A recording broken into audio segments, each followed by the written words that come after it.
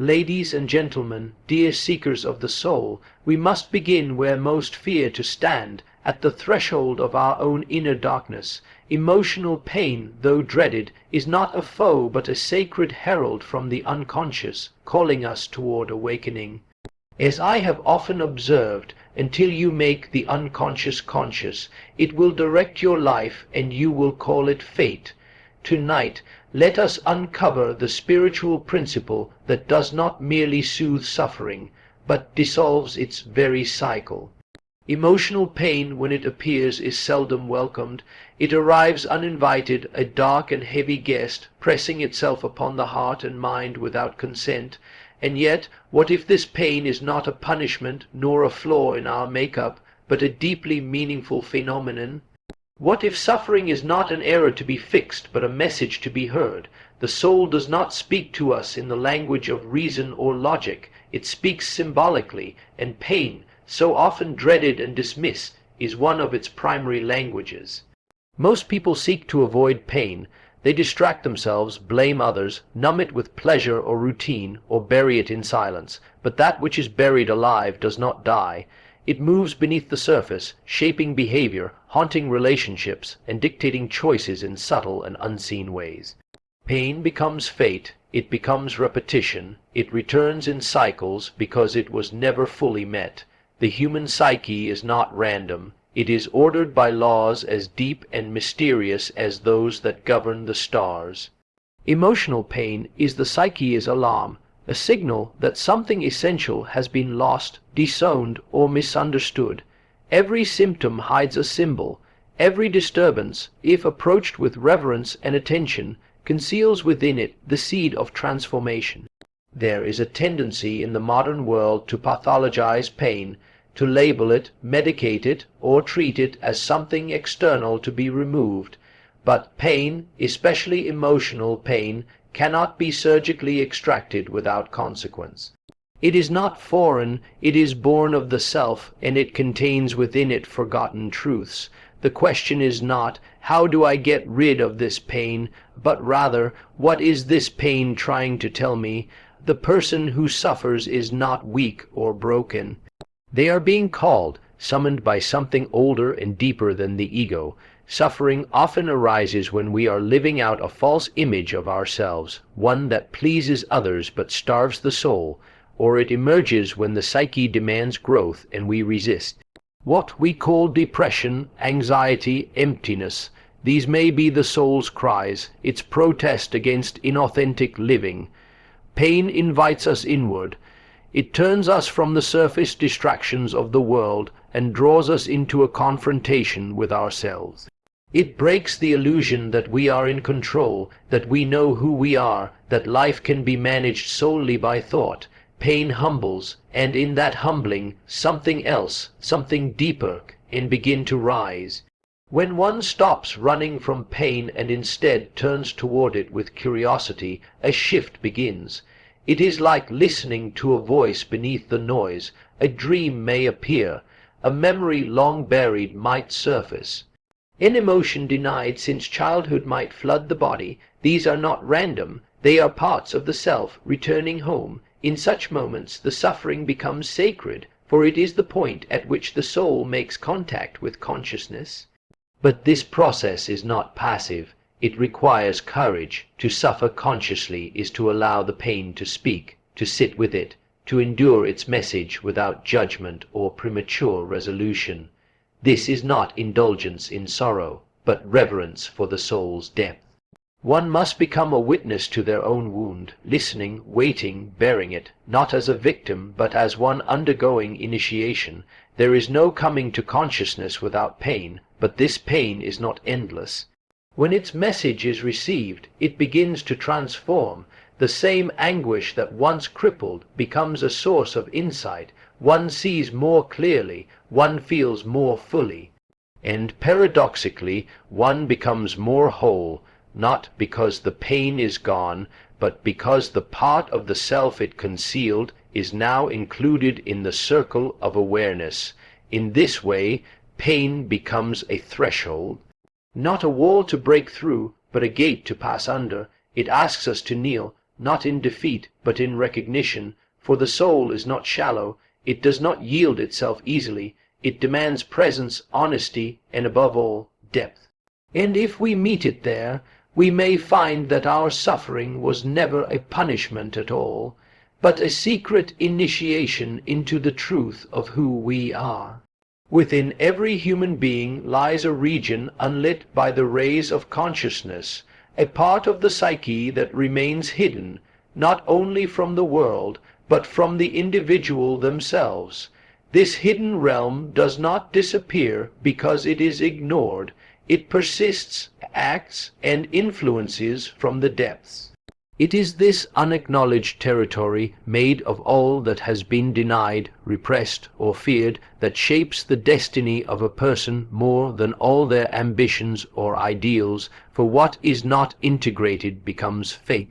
The neglected parts of the self do not vanish. They operate behind the scenes, often with terrifying precision. People are not born with masks, but they learn to wear them. In order to adapt, to belong, to survive, individuals learn early in life to suppress those traits and impulses that society or family deems unacceptable. Perhaps it was anger, sensitivity, pride, sensuality, ambition, or greed. Each person buries what they are told is too much or not enough. But the psyche keeps the full record. Nothing is truly forgotten. All that is disowned forms the shadow. The shadow is not merely a collection of negative traits. It contains vitality, creativity, instinct, and power. It is both dark and golden. To confront it is not to descend into evil, but to reclaim what has been misplaced. Yet few embark willingly on this task. Most would rather polish the mask than face what lies beneath. They become identified with their persona, the social self, while the deeper self festers in the dark. But the shadow does not rest. It makes itself known in projections, when one sees in others what one refuses to acknowledge in oneself. The critical man sees stupidity everywhere, but not in his own narrowness. The passive woman sees cruelty all around, but is blind to the rage that simmers within her. The more a person insists on their own virtue, the more the unconscious demands balance. And balance in the psyche is achieved not by denial, but by confrontation. To integrate the shadow is not to become immoral, but to become whole. It is to cease being a fragment walking through life pretending to be a totality. Wholeness includes contradiction. It includes light and dark, joy and despair, compassion and fury. The aim is not to eliminate the shadow, but to bring it into conscious relationship with the rest of the self. This process requires great honesty. One must turn inward and face those parts of themselves that they find most uncomfortable, most shameful. The ego resists. It fears being overwhelmed, fears losing control. But the true danger lies not in integration, but in ignorance. What remains unconscious rules from below, distorting life in ways that seem accidental but are deeply structured. To bring the shadow into the light, one must observe it without judgment. Not excuse it, but understand it. Not indulge it, but recognize its role. This requires inner silence, solitude, and reflection.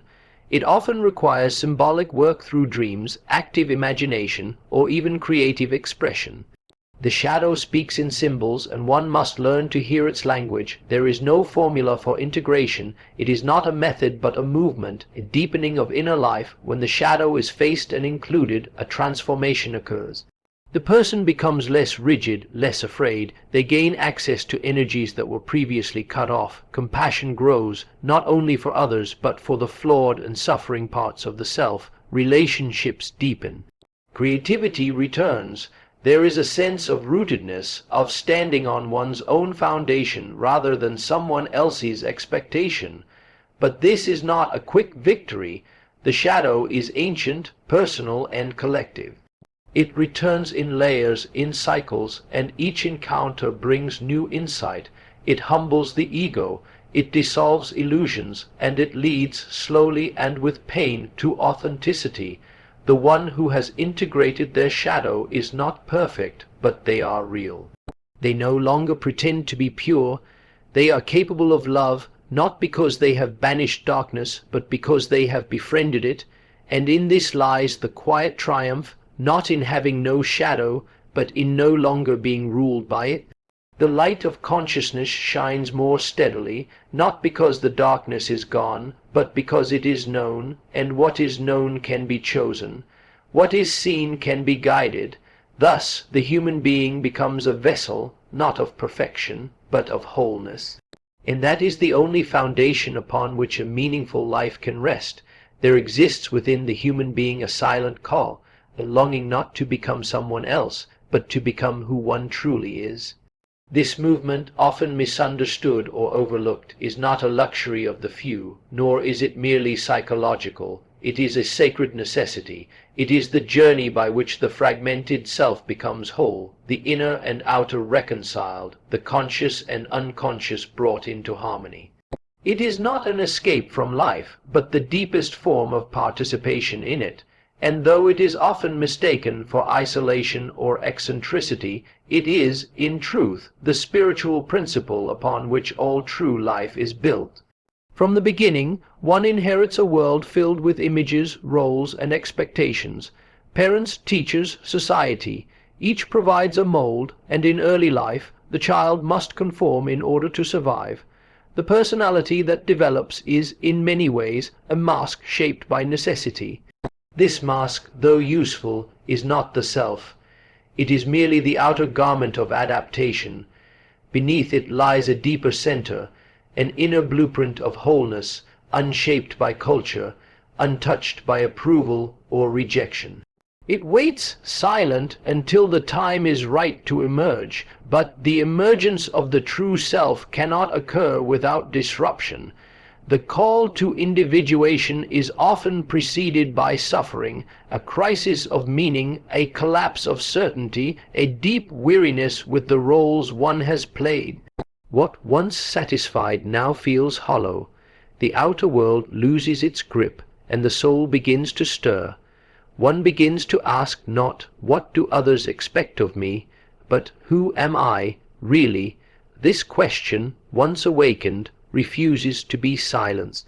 To embark on this inner journey is to step into sacred territory. It requires turning away from the familiar maps of convention and trusting the compass within. The path does not promise comfort. It demands the confrontation of one's illusions, the dismantling of one's false identity. The unconscious rises, not as chaos, but as wisdom in symbolic form. Dreams intensify, emotions deepen, conflicts emerge. Each element serves a purpose, to break the old structure and make room for the real. The task is not to ascend into perfection, but to descend into reality. One must meet the shadow, face inner contradictions, and allow all parts of the self, light and dark to be included. The ego, which believes itself to be the center, must yield its throne. It does not disappear, but it becomes a servant to something greater, the self, the totality of being. This self is not the inflated ego image so popular in modern culture. It is a mystery that transcends and includes the individual. It is both personal and eternal, known only through symbol and experience. Individuation is not narcissism. It is not a fixation on uniqueness or superiority. It is the acceptance of one's particular path as necessary, not better. It is a return to one's original nature, which has nothing to do with imitation or rebellion. The one who individuates does not abandon society, but engages it differently. Their presence no longer reflects what others want to see, but what is real, alive, grounded, and whole. This journey has no final point. It is a spiral, not a straight line. At each turn, new aspects of the psyche emerge to be integrated. The process continues, deepening as long as life remains, and though it is often solitary, it is not lonely. For in becoming whole, one also becomes related to others, to nature, to the cosmos itself, in a more truthful way. Authenticity becomes the bridge between the inner world and the outer one. And so, to walk this path is not to escape the world, but to fulfill one's role in it with greater awareness. The inner work becomes an offering, not a retreat. The person who has undergone this process brings a kind of clarity, not by preaching, but simply by being. They do not seek to convert, but to embody, and this embodiment, this presence, is what heals, not only themselves, but those around them. Thus, the principle is spiritual, not because it speaks of gods or doctrines, but because it touches the eternal within the individual. It is a path of becoming, not someone new, but more deeply oneself, and in this becoming one no longer asks for life to provide meaning, for life itself begins to radiate meaning from within. There is a moment in every life when one can no longer flee, when the pain can no longer be denied, when the disguises of strength fall away, and one is left naked before the mirror of the self.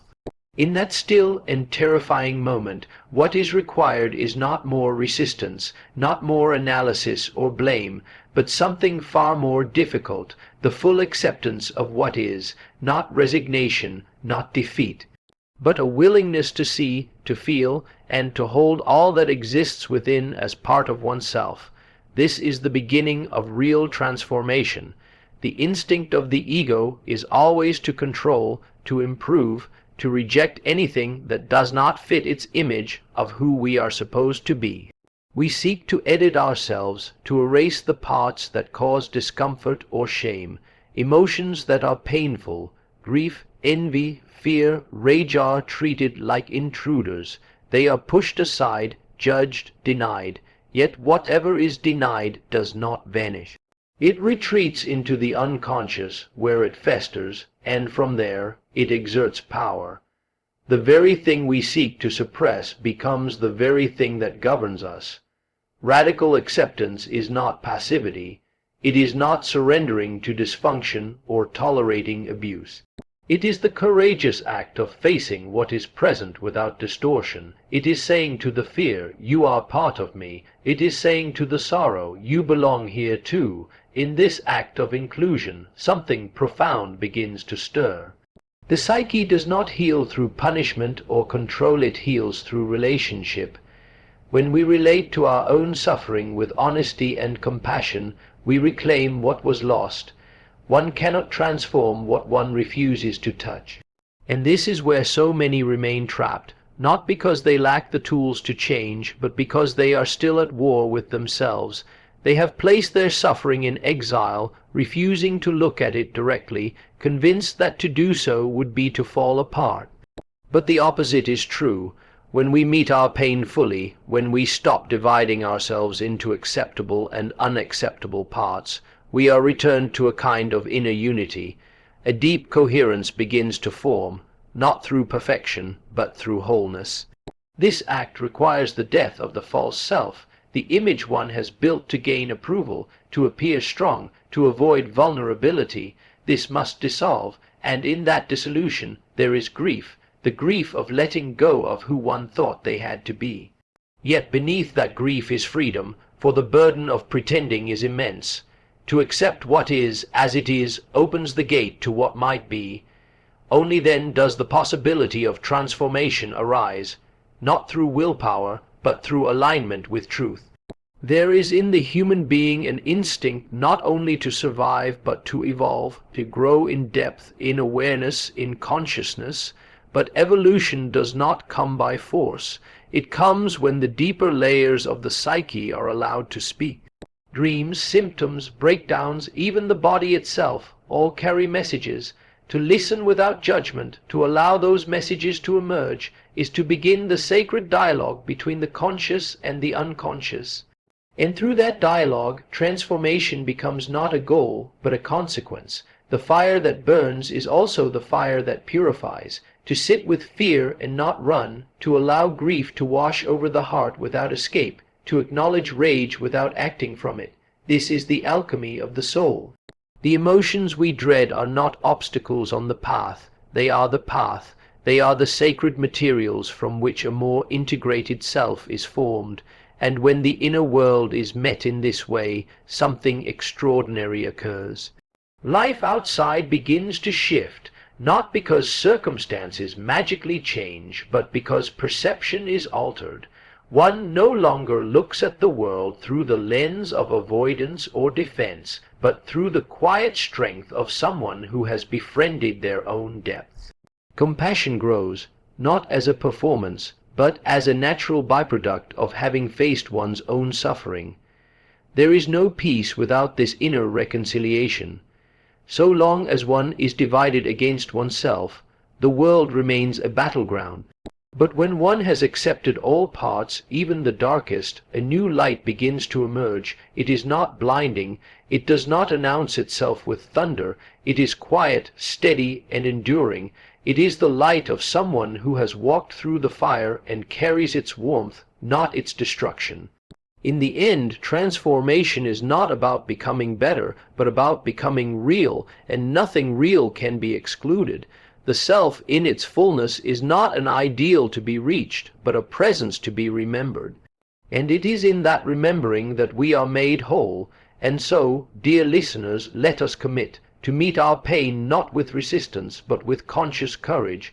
Let us weave the shadow into our being until suffering no longer defines us, but refines us. In embracing our hidden depths we emerge, whole, free, and illuminated. Let this be the moment when your pain transforms into purpose. Thank you for your presence, your courage, your awakening.